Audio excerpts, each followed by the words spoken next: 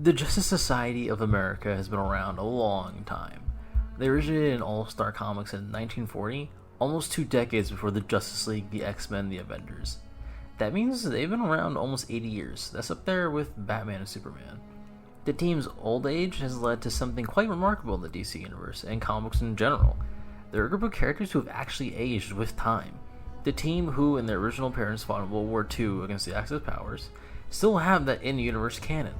Sure, there were a few breaks from the mold, like with the New 52 Earth 2, but for the most part, and even reinstated recently, the Justice Society of America serves as the in-universe inspiration for modern superheroes. In fact, inspiring the youth very well could be considered the superhero ideology behind the Justice Society nowadays. Doomsday Clock quite literally re-established them as the inspiration for Clark Kent to become Superboy in time for the Legion of Superheroes to recruit him, but that doesn't equate well to their modern incarnations. If that's their whole point, then wouldn't all their stories take place during World War II or in their flashbacks? They should all be retired, beholden to telling stories and training new heroes, but not actual superheroics themselves. If you serve as inspiration, but you keep fighting past your prime, eventually your body is going to prove one thing to all the people you've inspired: that you're only human. So inspiration is not their superhuman ideology, or else what would be the prevailing theme of the team? I think it's something else entirely. While a time travel story is the most recent instance we've seen in them in action, Doomsday Clock has confirmed that the Justice Society's classic members are not only still active, but taking in new recruits. So we know that isn't the case. In Geoff Johns' seminal run on the team, he has the DC Trinity approach 3 elder members of the Justice Society: Alan Scott Green Lantern, Jay Garrick the Flash, and Ted Grant Wildcat. The Trinity tells leaders of the Justice Society that the world needs better good guys, and then asks the Society to train them. If the Legion of Superheroes is about the youth taking back control of the world that they'll inherit, the Justice Society of America is about the old generation taking the chance to truly train and better the youth so that they can surpass them.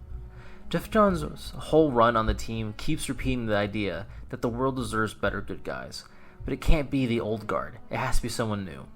The constant surplus of new members for the old guard to train and teach is how they give the world the heroes we deserve. Geoff Johns' run begins with the big 3 of the Justice Society going around and recruiting the children, grandchildren, protégés, and successors of other superhero icons. Whether it be Cyclone, the granddaughter of the original Red Tornado, or Damage, son of the original Atom Smasher. Green Lantern, the Flash, Wildcat, they take these kids under their wing, and just when they look like they're done recruiting, they recruit more. They teach the kids how to control their powers, how to use them to control collateral damage, how to stand up to the villains that will always be there. They don't make the mistake that many younger people feel boomers do. You never see this team's Green Lantern or the Flash talk down to their protégés when it comes to their superheroics. They treat them as equals with opinions that should be heard.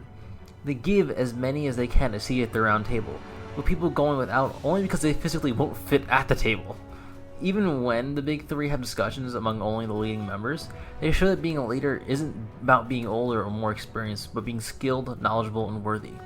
Younger members like Power Girl are elected as the chairwoman who calls the shots, and high schooler Stargirl has as much say as World War II veteran Green Lantern because of how she's proven herself.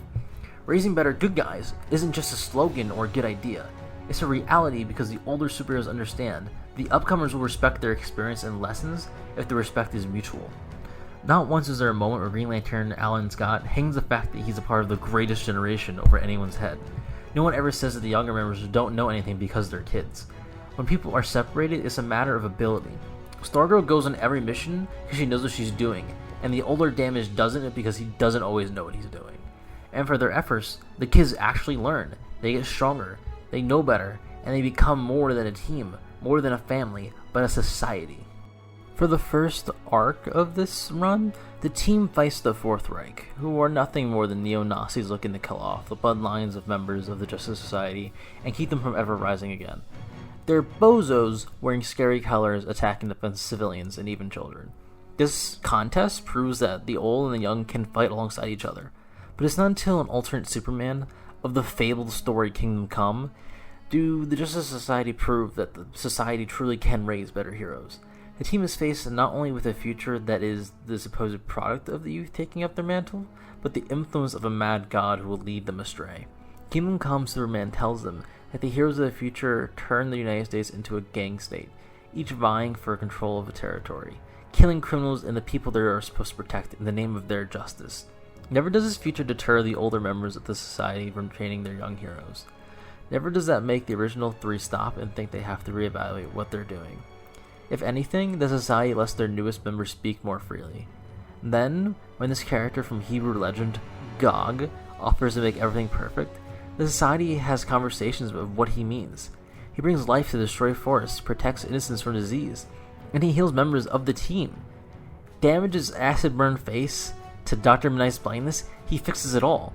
He has the younger members raising their hands above their heads, ready to bow down for all the good he does, up until he paves the way for the future of Kingdom Come. Gog kills any and all he deems as evil. Even when the heroes ask him to spare violent men so they may seek punishment, Gog turns them into trees and declares that their punishment. The society is split, with most of the old guard against Gog's violent belief, and the new guard for it.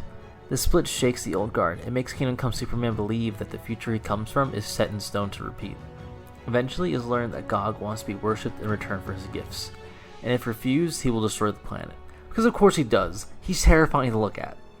But okay, so after they realize that this monster is evil, because of course, the young heroes do not hesitate to learn their lesson about the sanctity of life. They fight alongside the society's members who are against Gog without hesitation. They sacrifice the gifts he gave them, Damage making the worthy sacrifice of taking back his completely scarred face. And just for context, his face was Deadpool level scarred. The youth show Kingdom Come Superman, who doubted them throughout, that they can learn, that they will listen unlike the youth of his world, who didn't listen to him. They helped him realize that maybe if he hadn't given up on the youth as Green Lantern, The Flash, and Wildcat refused to, his world might have gone better. They convinced him to go back, to try again, and left the Justice Society because once again he believed that the world could have better good guys. Gog's defeat wasn't the end. After the team split, the original three called in the other leading members like Power Girl and Stargirl to talk about the Justice Society's future. Should they kick the members who sided with Gog out or no? There is back and forth about several members, whether ones were manipulated and twisted by Gog more than others, Damage getting back his face being a stark example, but eventually they realized it wasn't about that. The Justice Society of America wanted to raise better good guys. Better isn't perfect. Better is an improvement on what came before. Could these new superheroes be better than them after the old guard has passed on? That's the question they needed to figure out. Has Gog shown that they can't? Because if so, there's no point. The Justice Society came to a decision, and the answer was no. Gog did the opposite. Gog showed that even when offered them perfection, the heroes could see through it. Did they all see through as fast as others? No. Did they make a mistake? Yes. Hasn't everyone? Gods, yes. Everyone has. No one recruit was kicked out of the society, because at the end of the day, it was the society's job to help these heroes figure out and learn how to see through it faster.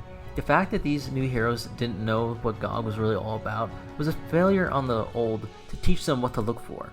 They realized that seeing the kids fail a test was not purely on their kids' shoulders but their own. And the fact that they managed to figure out anything at all was a testament to their potential that they already have, and will cultivate with the help of the Justice Society. In fact, the only member who was kicked out of the Justice Society was Hawkman, a founding member. They kicked him out because he was the hero with centuries of experience who still chose to follow Gog, and was one of the first to join him. Alan Scott, Jay Garrick, and Ted Grant recognized that as senior members, they have to set a standard for the younger members to follow. But Hawkman didn't do that. Hawkman let the kids think that Gog killing people without due process was okay. He was the older generation who should have known better. He must be held accountable for not doing better, to leave the world a better place than when he was born into it. The Justice Society of America is a society built on beliefs in education, training, practice, and failure. The old heroes have recognized that they have a lot to teach those who will come after them. That doesn't make them better. The old heroes have recognized that they have to have patience and respect because that's how people learn and grow. The old heroes have recognized that the world deserves better good guys than them, that the world will always deserve better good guys. The Justice Society is going to give it to them. The Justice Society is going to make heroes better than they ever were and be proud of it.